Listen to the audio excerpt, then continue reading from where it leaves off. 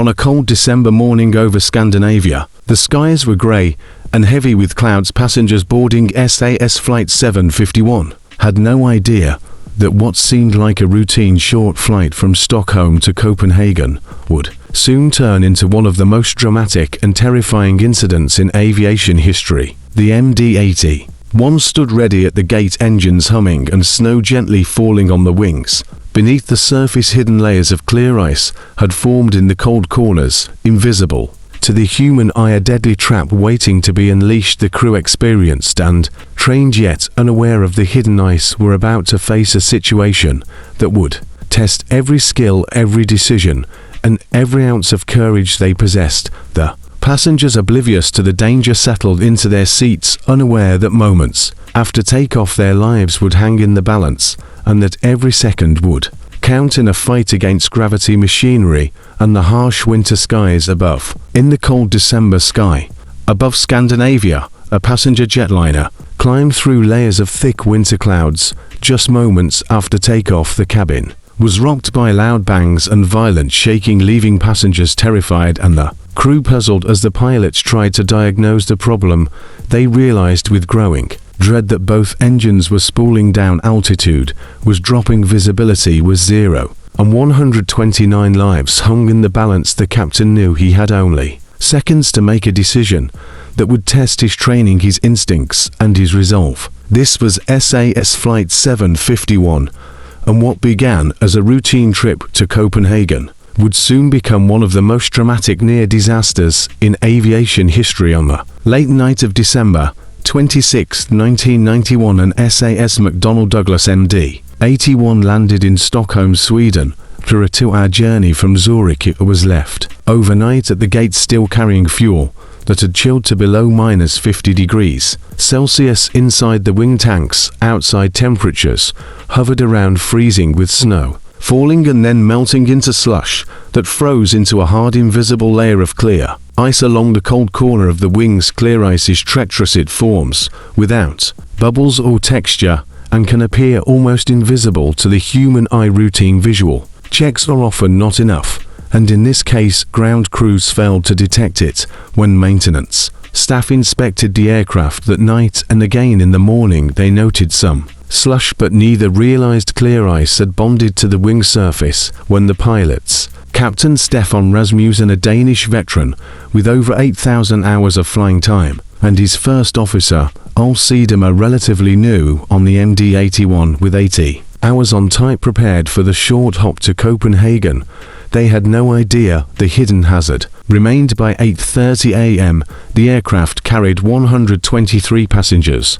and 6 crew members, everyone expecting a calm 1-hour flight. As part of the departure procedure, the plane was de-iced with glycol solution. Ground workers assured the captain that frost was removed, yet the clear ice deep in the cold corners was untouched. Moments later, Flight 751 taxied out and lined up on runway 08 at Stockholm, Arlanda at 8:45. Takeoff thrust was applied, engines roared, and the MD-81 lifted into the grey winter sky. The peace on board would last less than half a minute. Just 25 seconds after liftoff, at about 1,100 feet, loud bangs erupted from the rear. The first officer recognized the symptoms of a compressor stall. Ice shaken loose from the wings had been sucked into the tail-mounted engines, striking the compressor blades, spinning at thousands of revolutions per minute. The impact disrupted airflow, triggering violent surges. The captain reduced power on the right engine to stabilize it, but an automatic thrust restoration system misinterpreted the situation and overrode his input, pushing the engines back into dangerous power settings. Both engines began surging violently. Passengers screamed, the aircraft shuddered, and alarms blared inside the cockpit. Within a minute, both engines flamed out. The MD-81, now a powerless glider, was only 3,000 feet above the ground, sinking fast 2 miles east of the airport. The crew declared an emergency, but altitude and airspeed were running out. A fire warning added to the chaos.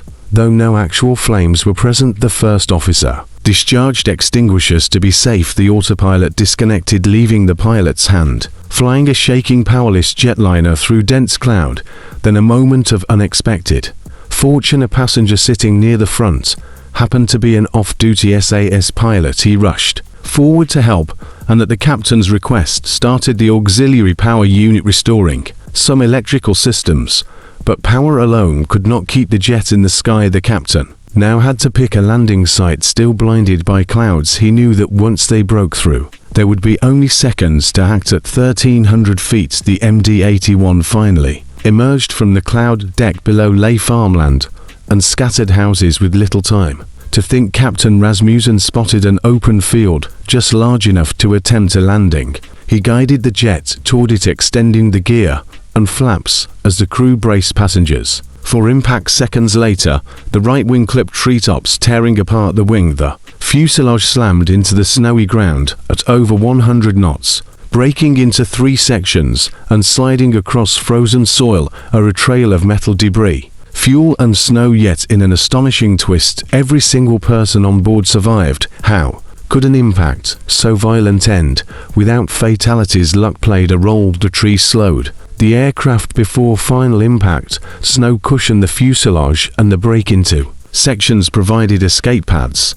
But above all, it was the quick thinking and steady hands of Captain Rasmussen that saved the day.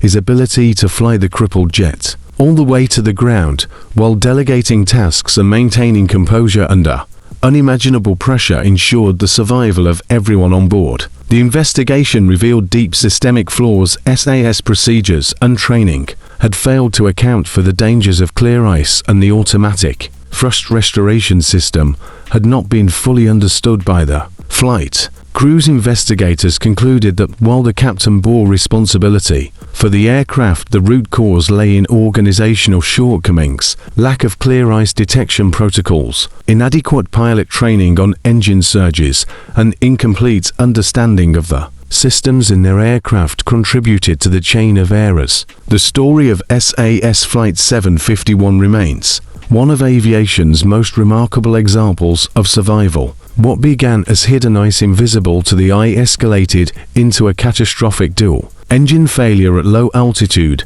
Yet through skill, determination, and perhaps a measure of fate, 129 souls walked away from a crash that could easily have been remembered as one of Sweden's darkest tragedies. This was the story of SAS Flight -151, a reminder that even in the darkest moments, skill, courage, and quick thinking can change the outcome from certain tragedy to survival. Thank you for watching Flight Uncovered, where we bring you untold stories of aviation incidents and the lessons they carry. If you found this video informative, make sure to like, share, and subscribe so you never miss the next story from the skies.